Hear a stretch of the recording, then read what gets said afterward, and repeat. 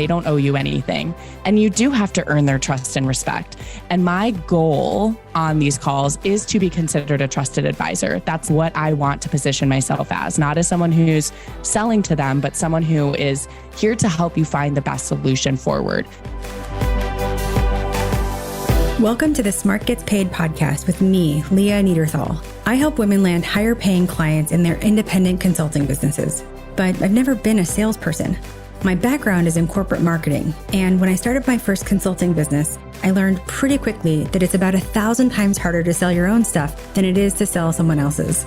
So I taught myself how to do it, and I created the sales approach that I now share with my clients so they can feel more comfortable in the sales process, get more of the right clients, and get paid way more for every client contract. So whether your client contracts are $5,000, $100,000, or more, if you want to work with more of the clients you love, do more of the work you love, and get paid more than you ever thought you could, then you're in the right place.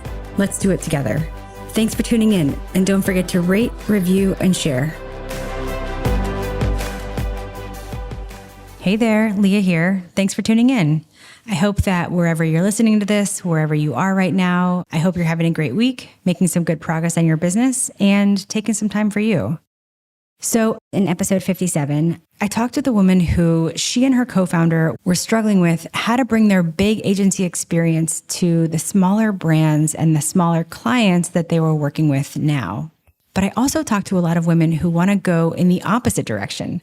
The clients that they're working with are a certain size or a certain level of maturity or sophistication in the area that they work in.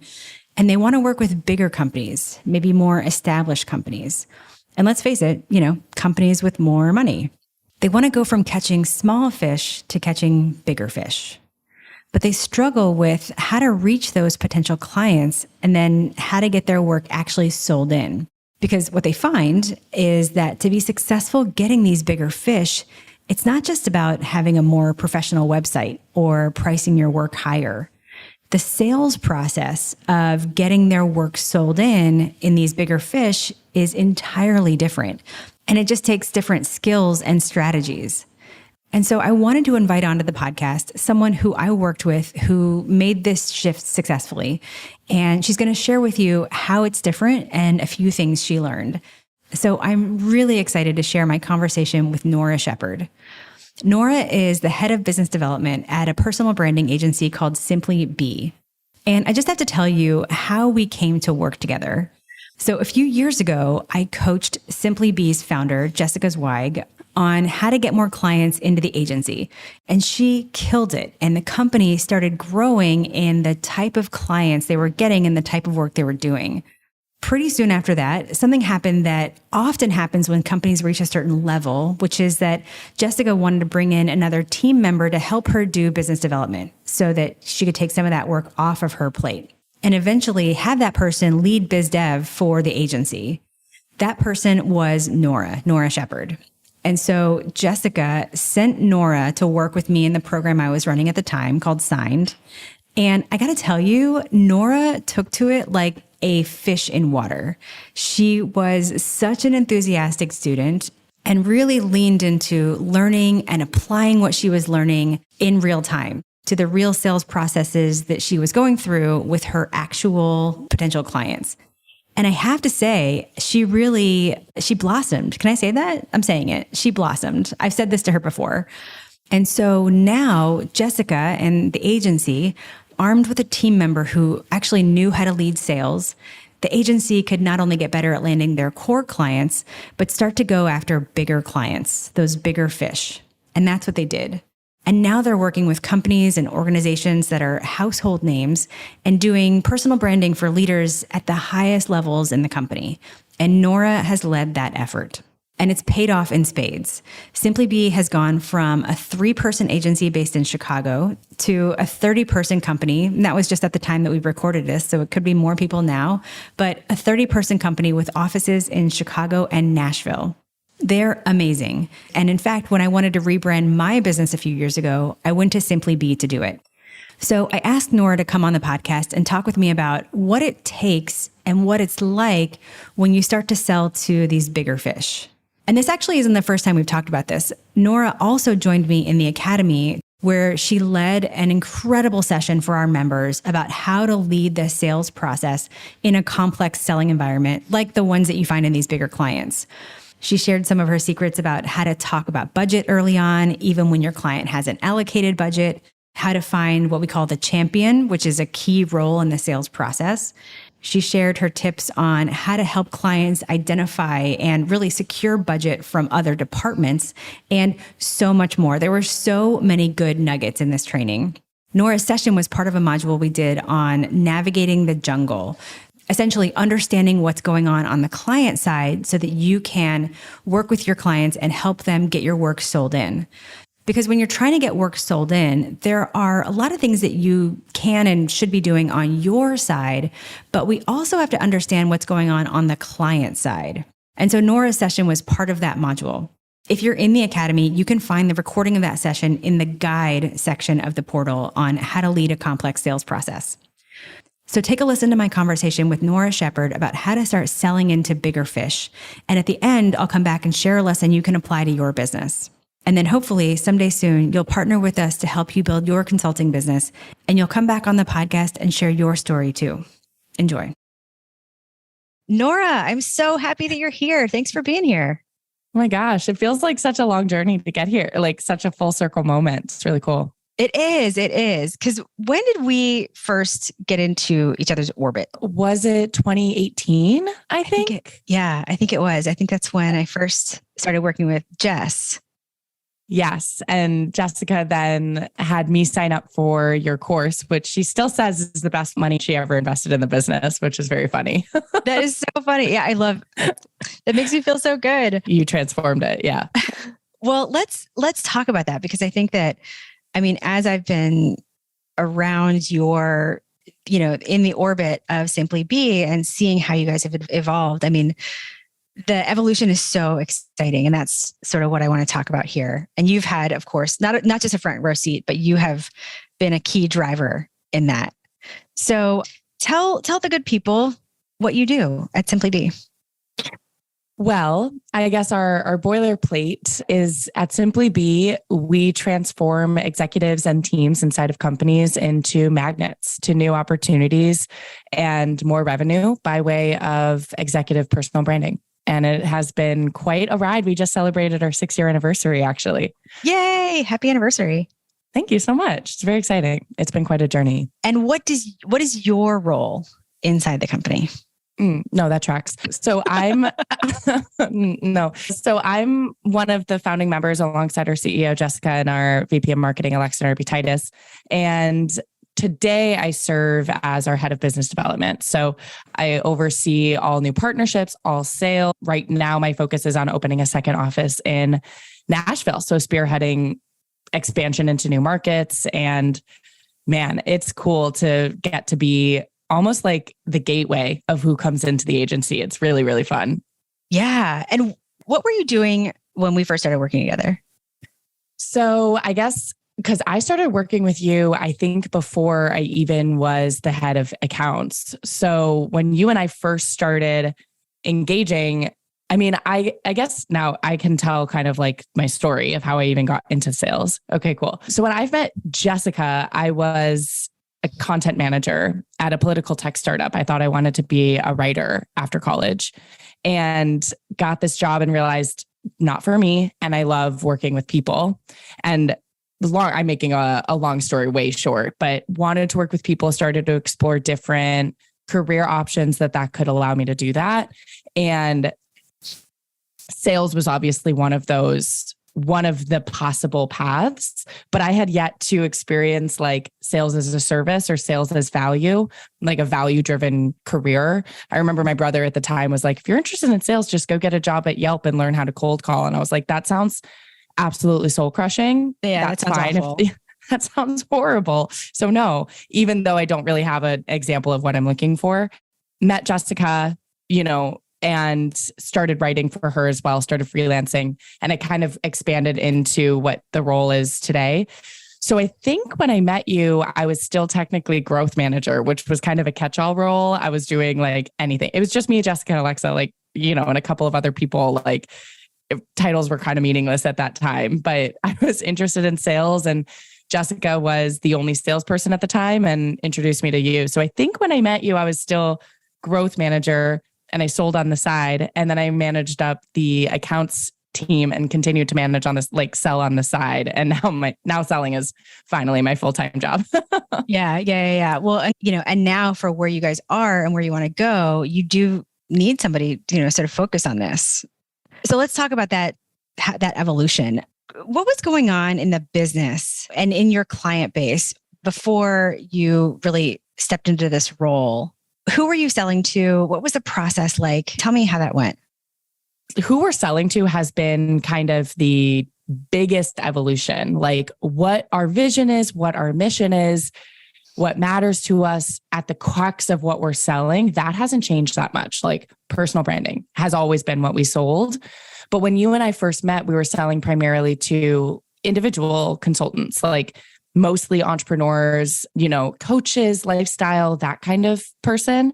And they're still in our orbit. We still love that person, but that was primarily our audience. And so I remember at that time, like there were green flags that today would be red flags almost there were a lot of single call sales, we talk about what we sell and immediate, I'm in, I want to work with you.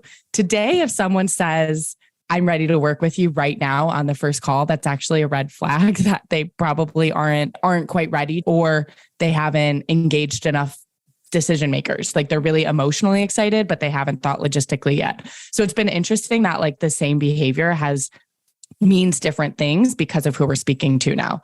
Yeah. So who we're speaking to now is the corporate executive, and helping the executive and entrepreneur elevate their brand in service of the organization. So it is a different audience that we're going after now. Yeah. Well, and is the work different as well? I mean, how are the engagements structured differently because you have this different audience?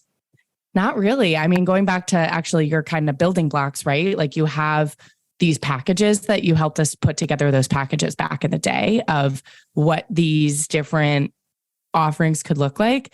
And the offerings are actually still very much the same. The product of course, has evolved. We've tried different things. We've tried different products, but the crux of it, of brand identity and brand strategy and brand execution, all of those have not changed that much. But how we think about it has evolved.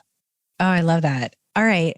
Well, so you went from the sort of consultant entrepreneur to companies, or to leaders inside companies for whom the brand identity is in service of these bigger companies. Can you say some of those? Just some examples of. There's one client in particular that we're working with now that is in the defense tech space. We've kind of also found this niche of male-dominated fields with companies that have prioritized women in their leadership positions, people of color, diversity, elevating multiple executives inside of an organization. So that's an example, I think, of the kinds of partnerships we're going after more and more. Yeah. Oh, that's so exciting. So the conversation that you and I had recently that really told me, oh my gosh, I need to get you on this podcast, is you spoke for the Women in the Academy.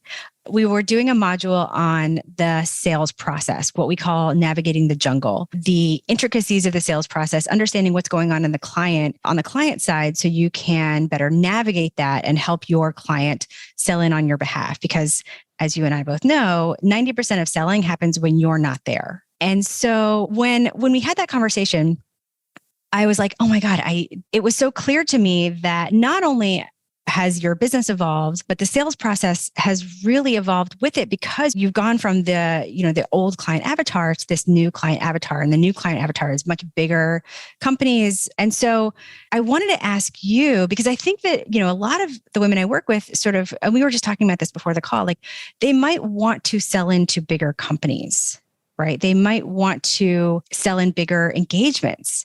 But what they find a lot is that it's sort of easier to sell into these smaller, your before clients, right? When you do elevate the clients that you're serving, the sales process really changes. And so I'd love to know from you, like, in what ways do you think the sales process changes that people might not be aware of?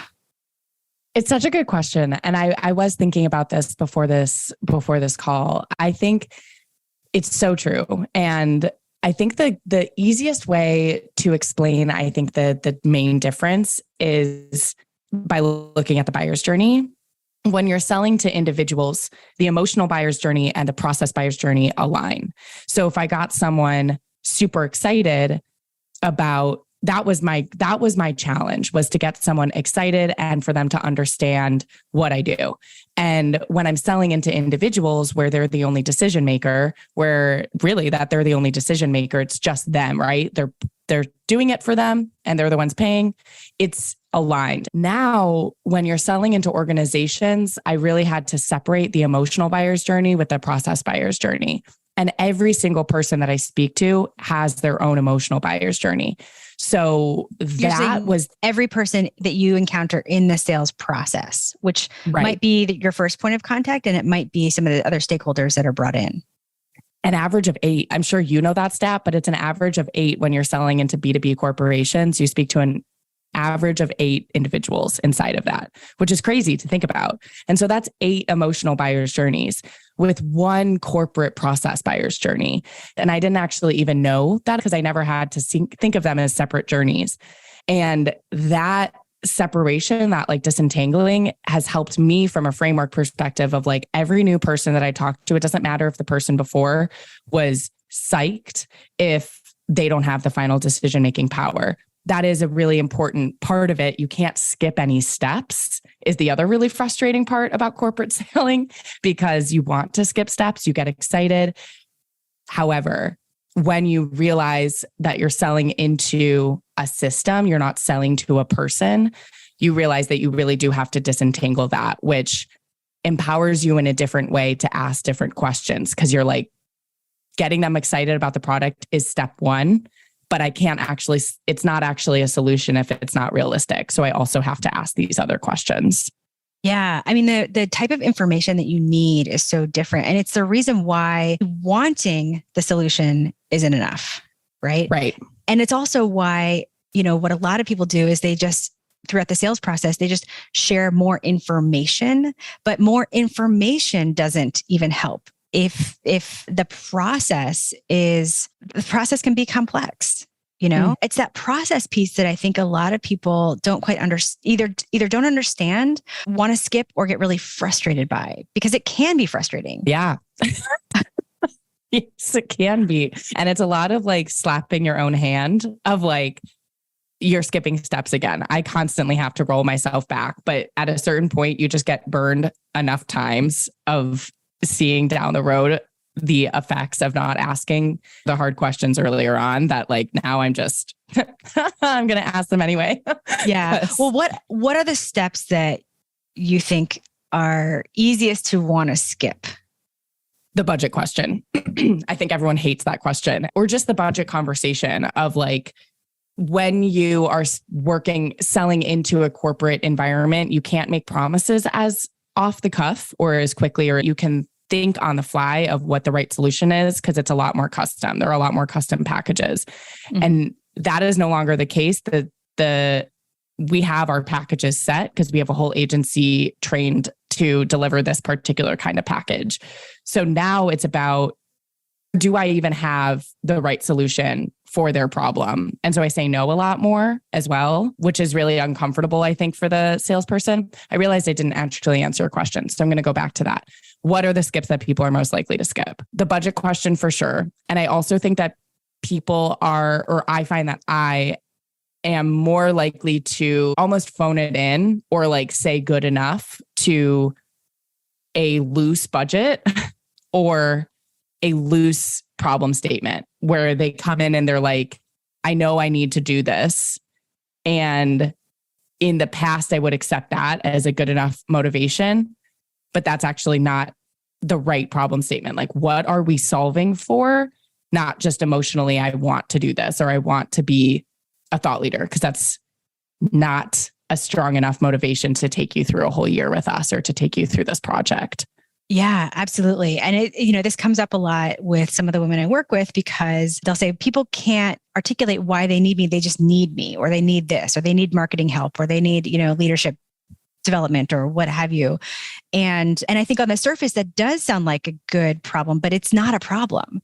You know, if in your situation, it's like, well, the management tells me I should do it, or my direct reports say that I should be doing this, right? That may not be good enough unless you attach it to an actual problem. And I'm guessing that is what you were saying earlier. That's sort of a red flag. Yes. And I think this is also where to go back to like the buyer's journeys. And that one framework actually has helped me a ton because, and you can get really complicated and detailed as to like creating a buyer's journey, but at its most basic, it's like everyone has different motivations, right? So I do need to understand the process. I need to understand the finance, who's signing, who do I need to talk to? But what we're talking about is the emotional buyer's journey. What is the pain point? And every single person will have their own motivation. So if I get someone and they say, well, my management told me to do this, my line of questioning goes towards what would be a successful partnership for them? What do they care most about? What would make you really motivated to do this on a daily basis if you're the thought leader? Do you care about this? Like, that changes the line of thinking because exactly what you're saying, my management told me to pursue this is absolutely not a problem statement. And that person will most likely ghost you unless you can figure out what makes them tick too. And then get on a call with the other person who told them to pursue this because they were also probably an important part of the decision-making process. Yeah, absolutely. Well, I think it's also about listening and not taking it at face value. And I think you do have to have a certain wherewithal, a certain confidence, a certain not trying to speed things along, right? Especially what you're talking about is conversations. You know, a lot of women want to sort of speed the conversation along to get through what they believe is like the real selling, which is a proposal. But staying here, right? Not taking it face value, asking deeper questions, asking different questions, sticking with the question, asking the tough questions, because without that information, you might think you're selling your, the services or your work or whatever, but they're not really a buyer. Or to your point about the process, you have no insight into the process. Right. How do you know what you're selling into? Well, and I'm curious, what other ways is selling to big companies different than selling to small companies? So you just said something of, it's a lot more of like reading between the lines and like pushing them and feeling the confidence to know that if they are asking for this one thing, what they actually need is this different thing. I think there are just a ton more variables when you're talking to a corporate company. I can take what the entrepreneur or the solopreneur is saying a little bit more at face value, where they say something to me and I can probably know that they're telling the truth. People are more cagey with corporations. Different people at different levels have different levels of information, different interpretations of what the same pain point is. And a lot more happens behind the scenes. It's not, let me talk to my consultant, or let me talk to my husband, or let me talk to my wife, or let me talk to my financial advisor. It's, let me get on the CEO's calendar who never approves anything. And I need to talk to him because he has the ultimate decision-making power and he never has any time. And different priorities take precedent. So you just can't take things at face value as much when you're selling into large corporations, which is hard because then what is the solution? You experiment and you get burned and you ask other people, what does this mean if they're not talking to me? Because it could actually mean like 12 things. There could be 12 reasons why they aren't responding. And it's about reading between the lines to come up with what the best strategy is to re-engage them. So it's a lot more like strategy and collaboration than there was before. Yeah. I mean, oh my gosh, you said like 18 things that I want to pull out here in terms of threads. And it so tracks with what we talk about around this concept of navigating the jungle, because it is a jungle, right? And when you say people, you can't take it at face value, it's not because it's just this environment of distrust. It's that there's just, you're selling into a system, and that system has people and personalities and legacy workarounds and infrastructure and policies. And, it's like the visual we use in when I'm teaching this is like, it's a big knot. Like imagine like ropes just in this massive knot, and you can't just pull one and the whole thing opens up for you. And there is so much more beneath the surface because of all of those factors, right? We were talking about this in an academy coaching call, and one of the women was struggling because she is an expert in, you know, her field. She's worked with this company for a while, and they always really trusted her, and just whatever she said, they went with it. And they kind of stopped doing that. And she was like, has something changed? Did I do something wrong? You know, are they going to fire me? Right? Are they going to let me go? And through talking with it and some of the questions we asked, what we discovered is that they actually changed one of their policies. They changed like an expense policy. And that was requiring them to get a lot more, I don't know if it was backup or justification or business case or what have you, for every decision.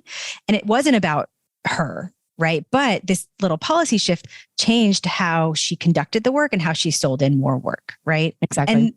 And I think, you know, the last thing that you said that I want to just draw out for the listeners is just this one of the, we have 12 principles of navigating the jungle, right? And one of them is your client has a client. And I think that's what you're talking about here around your key contact might be on board, might have, you know, have the problem, won't be tasked with solving the problem, but they have a client, oftentimes many clients, right? If you think about the people that they have to sell into, so, you know, convince that your solution will affect, right?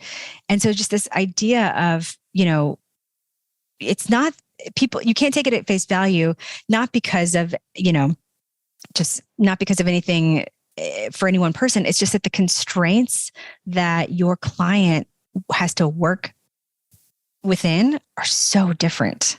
And and nuanced and different for every company too. And different for every company, which is why, you know, and this is just me on my soapbox, but it's why like reading about how to sell on, you know, just like Googling it and reading is impossible. Because it's useless. It's useless because every situation is slightly different. And frankly, I mean, these are the questions we're working through in the academy all the time, because it's not just a question of like, why isn't somebody getting back to me, or what should I say here? It's really, we have to dig around and see, well, what's happened up to this point, and talk to me about the people involved and whatever. And only then can we say, okay, well, this is what you should do in this unique situation. Right. 100%. Yeah. Your data in is data out. Like you only know as much as your questions. And I feel like the best sales tool is making other people feel heard and seen, because it happens so much more rarely than you think. Totally. Well, so the question, what you're talking about around asking these questions, right? And really getting the information that you need to, number one, know whether they're a client for you or not. And number two, understand how the process works.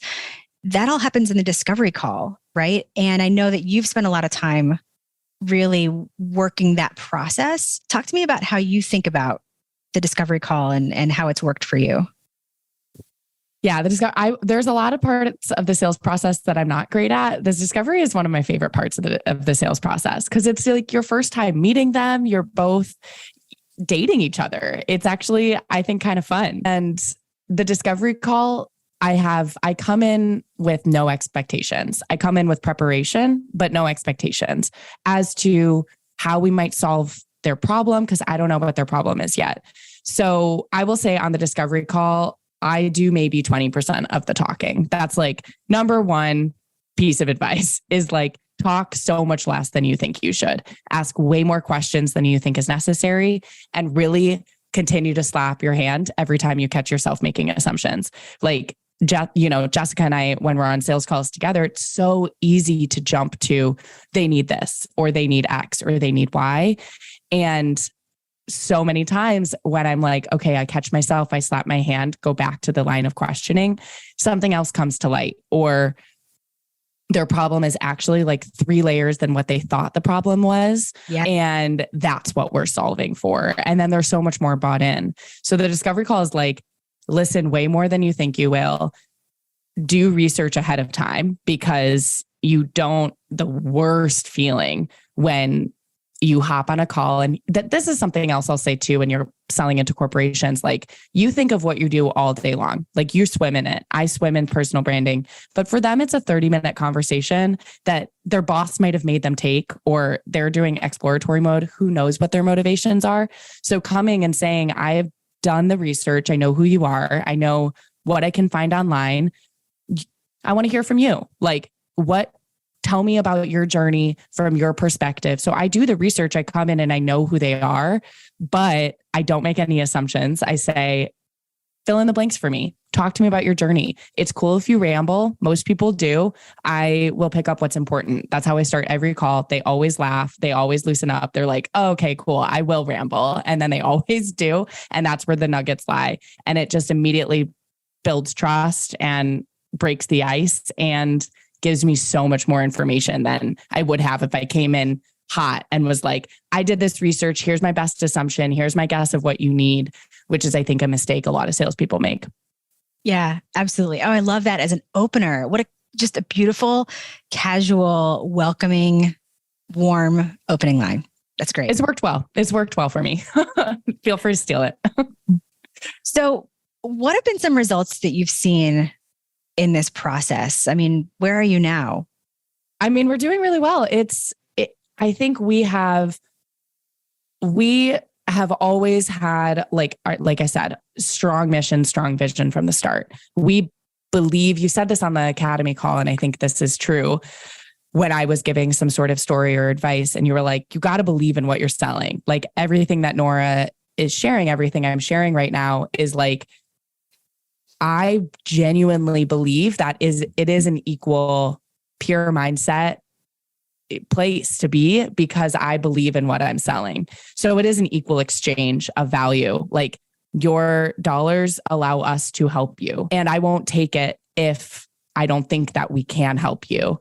And that level of confidence allows me to come at those calls a little bit differently and a little bit more grounded. So we're doing really well. I think we are constantly coming up with new ways to serve our community, to have multiple ways that you can engage with us, so that I'm focusing, yes, on building up our corporate client, building up that kind of repertoire, that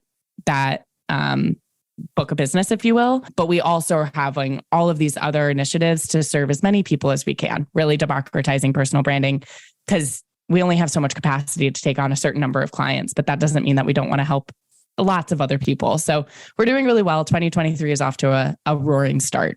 Awesome. And how many people are you now?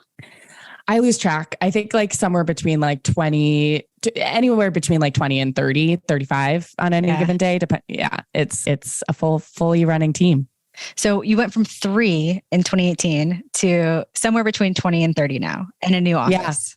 Yeah. Amazing. I know. And Jessica's publishing her paperback today as well. Like things are happening. I know that is, I'll put a plug in to go check out the paperback. Oh, I mean, her book B is incredible. I mean, anybody who's listening to the podcast has heard me talk about Jess, and in episode 14 is actually, on most of my calls, I am the one doing the coaching. And in episode 14, which if you haven't listened to it, you guys go check that out. It's, I was really struggling with a major block in even getting this podcast up and running. And I called Jess and I was like, can you help me? And she did.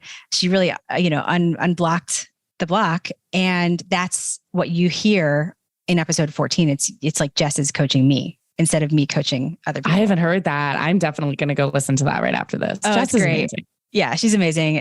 And anyway, you guys go check out the book B by Jessica Zweig.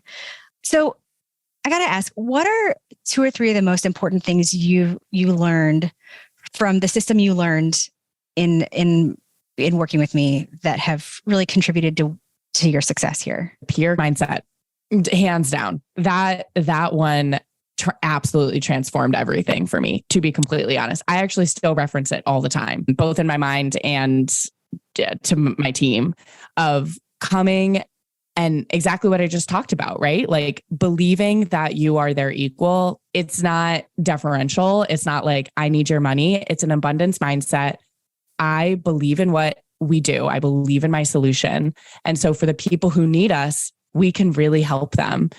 And that also means that if I'm going to walk my walk, like if similar to a friend, if a peer came and I didn't think that my solution was right for them, I'm going to tell them that too. And there might be other ways that we can help each other, share networks, share partnerships, but that level of confidence and equality and like coming to that and not being like, I would thank you for the opportunity to talk to you. It's like, this is an equal equal exchange here. And that, I mean, completely changed the game, especially as the caliber of clients and prospects that I talk to continue to increase. Because I'm talking to some pretty heavy hitters now on a regular basis. And I have to constantly I'm their equal. We're in this together trying to find a win-win-win solution. That has hands down been the biggest contributor to any success I've been able to claim, to be completely honest. Pure mindset. God. I love that. I love hearing that. And you're right. I mean, you're not lucky to get on the call. You're not, thank you for the opportunity. It just grinds my gears. It's you have something of value and you're offering that value. Yeah. And it's who knows who's going to be a client any day, or expanding my brain of I actually have found that my solution, you giving me money right now is the only way that this can be an exchange, is a super limiting approach as well. So expanding what a possible successful call can look like. And to me, getting the business is not always the best case scenario. Sometimes it's figuring out what does that equal exchange look like? What does a win-win-win solution look like? And that might be becoming a client. That might be sharing a podcast. That might be sharing networks. That might be you coming in as a freelancer. It can mean so many things. Mm-hmm. And who knows what that will bring you. Some of especially as you're working into corporations, finding friendships inside of organizations with no pressure of buying right this second, building champions, game changing. That is some of the best calls I've ever spent. The best 30 minutes I've ever spent has been finding champions inside of large organizations and forming friendships. Oh my gosh. That is, not only is it smart, I just love that because it feels so much more authentic than we think selling has to feel. And, it's the reason why a lot of times when we focus on the sales conversations and these discovery calls, one of the things that I tell people to think about when they get on the call or before they get on the call is just tell yourself money's not going to happen on this call. Right. And the goal is to get to the next step, not to get the deal. Right. And if money is not going to happen on this call, whether it's at the very beginning or whether it's a call along the way, because, you're meeting with more stakeholders or what have you. If money is not going to happen on this call, then we can actually have a great call. We can have a great conversation. And that's where you can really start to open up for really listening, for asking great questions, for developing an actual relationship. Yeah. I think that's something else I forgot to say about the discovery call is I do go in with a best case scenario and a minimum case scenario, which also helps ground me. I'm best case scenario would be an introduction to their CRO. Minimum case scenario is really understanding the problem statement. If nothing else happens on this call, I need to understand their pain point. If I get a meeting, that is a bonus. That has helped ground me too, because almost never is it win the deal unless that really is the objective of that call, but it's probably going to be your fourth or fifth call at that point. So thinking about that of what is the ultimate goal realistically and what would really be a win can help refocus me on those calls. Yeah, absolutely. What else? Is there anything else that you feel like has made the biggest impact? Something else that is a quote from Leah that I also think of all the time. I'm pretty sure this is a quote from you, which is that they're the expert in the problem. You're the expert in the solution. Didn't you say that? Mm-hmm. Mm-hmm. I quote that all the time too. I've actually put that in some of my internal presentations because I think it's so true of when that has broken my mind open of, it sounds like you're coaching clients, those in the academy are also struggling with this of they think they don't know why they need us. No one knows why they need you. People are coming because they have some sort of pain point, not because they know the solution. If they knew the solution, they'd be using that already. So breaking your mind open of really seeking to understand, coming with a curious mindset of, I just want to figure out what's keeping you up at night. Not in that I don't ask that question because it's kind of a boring question. I hate that question. Thank you. I'm so glad you said that. Don't ever ask that question. That is it's a lazy question. It's a lazy question because of professionally, personally, I don't know, world hunger. You know what it is? It also insomnia keeps me up at night. Right. Actually. it assumes a level of like, to truly answer that question, there needs to be a level of like intimacy, or you have to be, that person has to be comfortable actually telling you. And when you ask literally that question and especially ask it really early, you haven't built a relationship. And so there are ways to get to that question and read between the lines, as you were talking about, where it's your job to uncover that. It's not their job to put that on a platter and serve it up to you. I love that. That is 100% true. Yeah. It's not their job to, and I think that is something that you feel a lot is like, well, they don't owe you anything. Even if it's an inbound lead, especially if it's a cold lead, which is probably a whole other conversation. But let's pretend, they've raised their hand to learn more about you. They still don't owe you anything. They don't know you. They don't know you. I always make sure to ask that question, like, how much do you know about Simply Be before I share anything about us? Because I don't want to talk at you.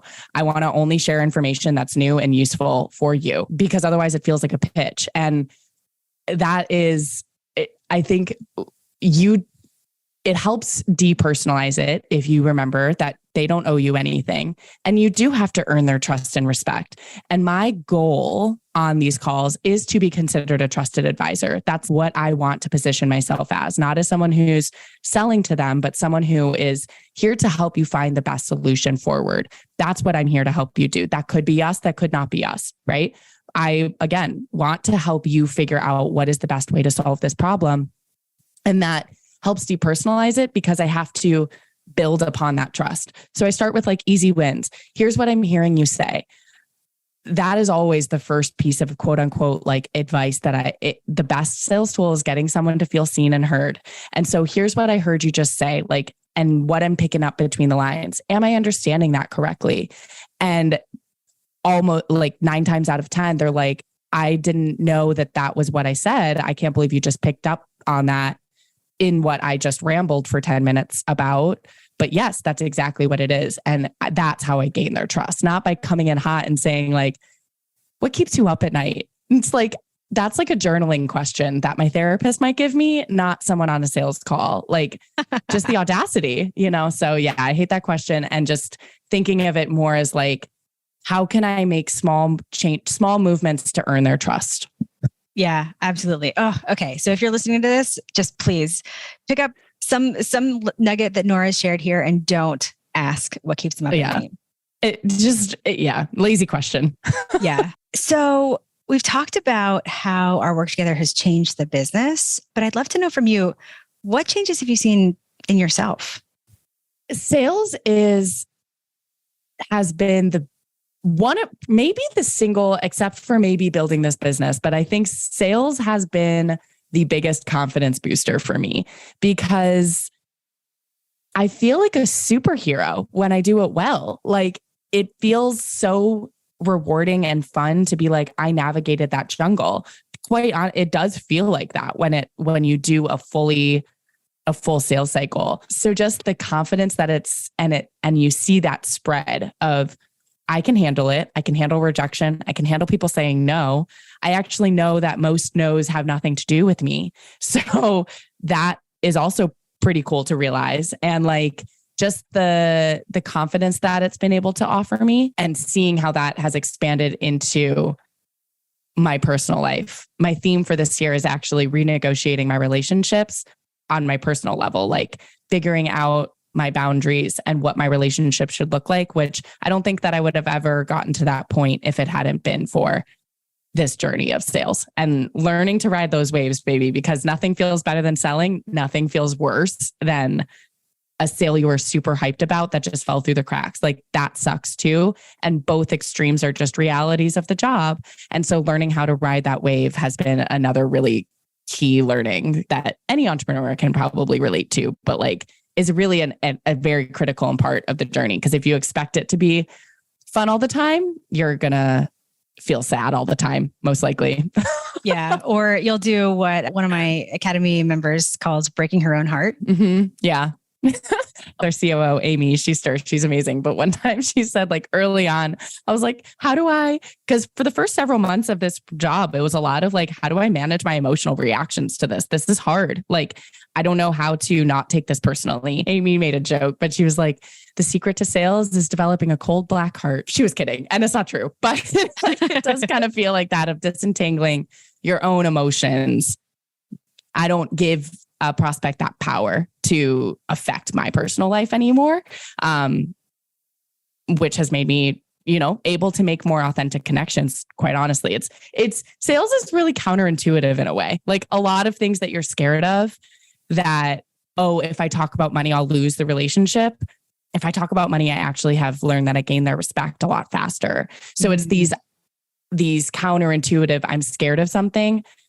Sales has also taught me how to like lean into the fear, Oh, I love that. Yes. And I just, on that note about the cold black heart, I mean, it's one of the I make fun of her for it. She's like, I don't remember saying that. I was like, you did. No, you know what? It's obviously, it's never going to turn you into a horrible person. It's just sort of shines a light on this idea. And this is one of the other principles is it's never about you. It's not about you. That's all it is. Yeah. Never. And once you get comfortable with this idea that it's never about you, then you can handle some of the waves. You can handle some of the difficulties along the way as they come up, and they will, especially when you're selling to companies of the size that you're selling to. Yeah. And standing with confidence in how other people are allowed to be wrong about you, I think is another reminder that I remind myself. Like, I know who I am. People are allowed to be wrong about me because of a preconceived notion that they have about the role. It has nothing to do with me. So how can I continue to operate with integrity and trust that the right people will come around and see that? Absolutely. Well, and I mean, that's going to carry over so well into this year where you're negotiating and renegotiating all your relationships, right? There's so much in running a business and learning how to get clients and learning how to sell that does trickle out in a positive way to other parts of your life. And that's also really exciting to see. What would you say to someone who's in the position that you were back when you started this journey, who has been tasked with this because this is the business, right? To sort of get clients into the business, but who has never done it before and is staring at these big names or these big companies thinking, how could I possibly do that? What advice would you give her? Well, this is such an annoying piece of advice, but like finding mentors, like anyone who's in your academy is already miles ahead because finding people who have done it before and are better at it than you is first and foremost. But I think at the end of the day, remembering that, yes, it's the jungle. Yes, you're selling into a system, but you're selling to people. Like people make the decisions. It's not Nike logo. It's the CEO of Nike. So that should actually relieve some of the pressure because you know how to talk to people. Like you have conversations all the time. You have relationships in all areas of your life. That's all you're doing. You're building a different relationship, and you might have to build 8 or 10 or 5 or however many inside of an organization. But that is just 10 people that you're going to have to talk to and figure out what they want and what they care about and what a gift that you get to help them solve that problem. So I think remembering like you're not actually selling to the logo. You are still selling to people first and foremost. That's it. That's all it is. That's all sales is selling to people and figuring out what makes them tick. And what I love so much about sales is that it really is the intersection of people and process. And all of what we're talking about, everything that you teach your people is the process, which should free you up to be more creative and have those relationships with people. And I think that would be like my biggest thing is just remembering that it's still people at the end of the day. Like having relationships is always going to reign supreme, you know? Yeah. Oh, I love that. Once you know the process, it actually frees you up to be with the people. That's really beautiful. Well, Nora, thank you so much for being here. I so appreciate everything you shared. Where can people find you? I'm most active on LinkedIn. So it's linkedin.com/the Nora Shepard, NORASHEPARD. And if they want to learn more about Simply Be, they can check us out at www.simplybeagency.com. Oh, awesome. Thank you so much for being here. It's been such a pleasure and cannot wait to see, and we'll be cheering you on for everything you do. Back at you, Leah. Thanks for everything. So obviously, there are so many directions that we could take this conversation and so many things that we could dive deeper into. But I want to just pull out a few lessons that you can apply to your business. Because Nora mentioned a few things that track with what I teach around navigating the jungle, really understanding what's going on in the client's world so that you can actually help your clients sell you in. Or what we say is actually help clients sell you in, say yes, and bring you on. And there are 12 principles of navigating the jungle, but I just want to share 2 of them here. And we're talking about these in terms of selling into bigger fish, but the secret of this is that the principles of navigating the jungle are also very much at play when you're selling into small businesses or mid-sized companies or nonprofits as well. So ready? Here they are. 2 of the 12 principles of navigating the jungle. Principle number 1 is you're selling into a system. So a lot of consultants, when you think about selling, you might think that you're selling into a company or a team or a person who's saying yes. But what you're really selling into is a system. And that system that you're selling into in these companies has people and workarounds and egos and legacy beliefs or behaviors. It has infrastructure that already exists. Think of it like one huge mess of ropes, like all knotted up, right? If you pull one of the ropes, what happens? It doesn't loosen everything. It actually tightens everything up. And this is a concept that I learned from Sharon Drew Morgan in her book about sales called Dirty Little Secrets. And the subtitle of this book is so good. I just have to share it here. So it's Dirty Little Secrets, Why Buyers Can't Buy and Sellers Can't Sell and What We Can Do About It. It's an excellent book. So when Nora was talking about the emotional buyer's journey and the process buyer's journey, that's what she was referring to. The process by which something gets sold in. It means that just because a company or a team or a department, they might have the problem you solve and they might very much want your solution, right? They want you. But there's still a process by which things have to get sold in. And we're not just talking about that it has to go to legal or whatever. There's a process of getting people on board, getting stakeholders bought in. There's a process of communicating your value to people who may never have even met you before, but they're the ones who have to say yes. So what can you do with this? It takes doing great discovery to really understand not just the pains that clients are experiencing and why they want you to solve them, but understanding how things get sold in so that you can help the client navigate their own process, essentially navigate their own jungle. Nora also touched on principle number 2. Your client has a client.